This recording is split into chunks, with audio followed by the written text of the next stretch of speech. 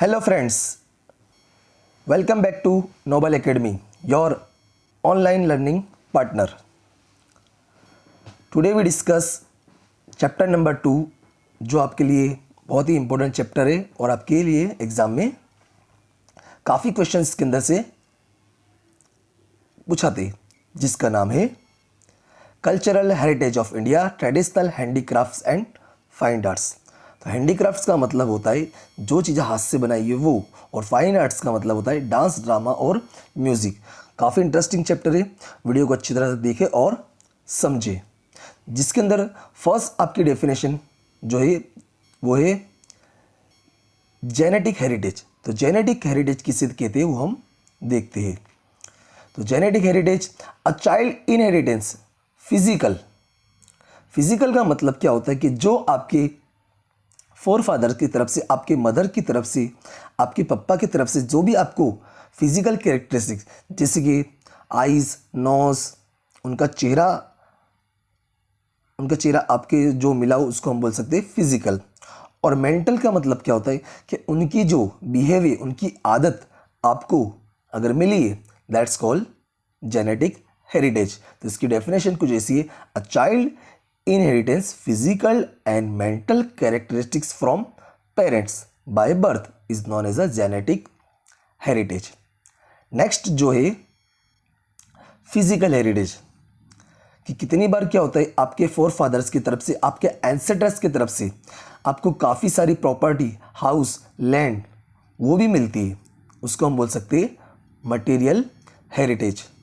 जिससे house, land अगर आपको मिली हो, that's called material heritage. House, land, estates like properties obtain from ancestors is called material heritage. तो ये थी कुछ दो डेफिनेशंस। अब हम इस चैप्टर के अंदर कौन सी आर्ट्स पढ़ने वाले उसके बारे में। Art of Indian artisans. हमारा कल्चर बहुत यूनिक है, हमारे कल्चर ने हमें बहुत सारी चीज़ें सिखा के गई, हमें बहुत सारे हमारे आर्टिशंस ने, हमारा ट्रेडिशन ने बहुत कुछ हमें सिखा के गए। चाहे हैंडीक्राफ्ट की बात करो, चाहे स्कल्पचर की बात करो, या कोई भी चीज़ की बात करो, हमें बहुत सारे स्किल्स हमें दे के गए। वो आर्ट कुछ ऐसी है जैसे weaving, embroidery, wooden art, clay work, drawing, painting, leather, animal works, architecture, acrylic work, diamond related artistic workmanship and knitting ever have their unique identity of India। यानी हमें बहुत सारे आर्ट वो ट्रेडिशन के अंदर और हमें कल्चर में देखे गए, जिससे हमारे इंडिया का जो बिजनेस वो बहुत ग्रोथ हुआ और एक्सपोर्ट भी बहुत सारा चीज़ें होने लगी। जिसके अंदर जो फर्स्ट है आपका वो है art of clay work. Man and clay have been closely associated since ancient time. The whole life of man revolved around it from the cradle to the grave। यानी हमारा जो लाइफ है वो पूरी मिट्टी के आसपास ही बनी गुजरी है, चाहे हम बॉर्न हुए वहाँ तक, डेथ तक। तो the whole life of man revolve around it from the cradle to the grave. ये क्वेश्चंस बहुत इंपॉर्टेंट है, आर्ट ऑफ क्ले वर्क, तो इसको अच्छी तरह से समझिए। Before the invention of metal, clay things were use abundantly. जिससे हम कौन सी चीज़ें बनाते थे, toys, pots, pitchers, earthen lamps, clay stove जिसको बोलते चूल्हा, clay ware made by the potter store grains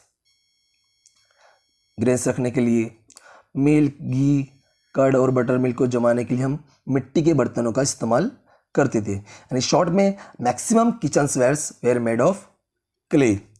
the whole of the houses, क्यूबास, huts were plastered by the cow dung and clay. कि दीवालों के ऊपर भी हम जब दीवार पे प्लास्टर करते थे वो भी काउ डंग और क्ले का ही इस्तेमाल करते थे।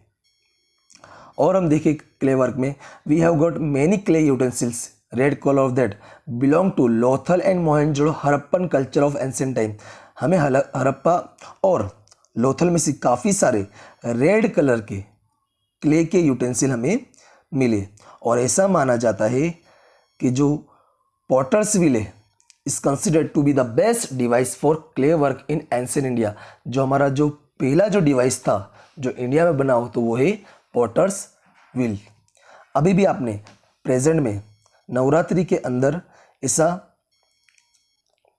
पिक्चर बनाते ऐसा हॉल्स वाला जिसके अंदर लोग अर्थन लैम्प को बना के यानी नवरात्रि को एंजॉय करते हैं।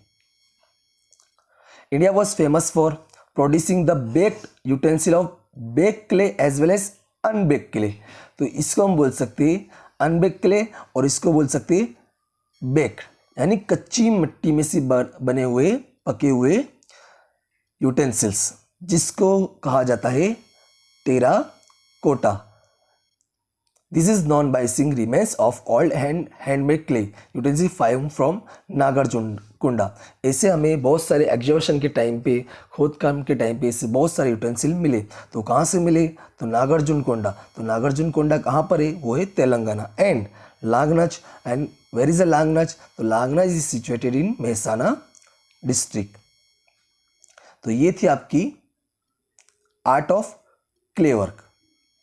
अभी जो पढ़ने वाले हैं जिसका नाम है आर्ट ऑफ वेविंग, जिसके अंदर हम देखेंगे spinning, hand weaving, Patola of pattern and art of embroidery. तो हम सबसे पहले बात करते हैं स्पिनिंग की। The art of making long threads and using small pieces of cotton from cotton balls and joining them together is called art of spinning। यानी एक तरह से बहुत सारे दोरे को कॉटन के बॉल्स को एक दूसरे से ज्वाइंट करके बनाना, दैट्स कॉल्ड स्पिनिंग। और गांधी जी भी ये काम करते थे। जो गांधी जी ने खुद ने जो स्वदेशी इंपोर्टेंट यानी इंडिया का जो कपड़ा इस्तेमाल करने का बोला, तो गांधी जी ने भी स्पिनिंग को बहुत इंपॉर्टेंट दिया था। इसकी एक बार डेफिनेशन देख लो। The art of making long threads using small pieces of cotton from cotton balls and joining them together is called of art of spinning. Next है हैंड वेविंग। तो hand weaving since ancient time India is known for its textiles know how. तो हम यहाँ पर भी बात करें muslin of Dhaka, Mursalin नहीं, muslin of Dhaka. It is well known that the whole piece of cloth of particular size, टाका इसको बोलते हैं मुस्लिन ऑफ ढाका, कुछ इस तरह का होता है जो इतना सॉफ्ट होता है कि वो एक रिंग में से पास हो सकता है और मैच बॉक्स में एडजस्ट हो सकता है। तो ये था मुस्लिन ऑफ ढाका। और हम बात करें तो मोरेवर कारपेट ऑफ कश्मीर के गलीचे हमारा बहुत फेमस है।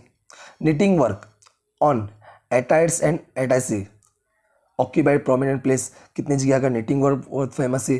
कांजीवरम और बनारस की साड़ी बहुत फेमस है। और सबसे अच्छी राजस्थान की बांधनी, ये भी बहुत फेमस है। तो ये प्लेसेस आपको याद रखने के कौन सा प्लेसेस की क्या चीज़ फेमस है। एक और मोस्ट टाइम पे क्वेश्चंस जिसका नाम है Patola of pattern. During the golden period of Solanki area, Siddharaj JC जो राजा था वहाँ पर बहुत सारे आर्टिशंस आकर बसे और पटोला ऑफ पैटर्न को वर्ल्ड फेमस बना दिया। ये पटोला ऑफ पैटर्न एक तरह की साड़ी है जो बहुत ड्यूरेबल पर चलती है। तो सोलंकी एरिया के अंदर सिद्धराज जयसी के टाइम पर बहुत सारे आर्टिशंस आए और इसे फेमस किया।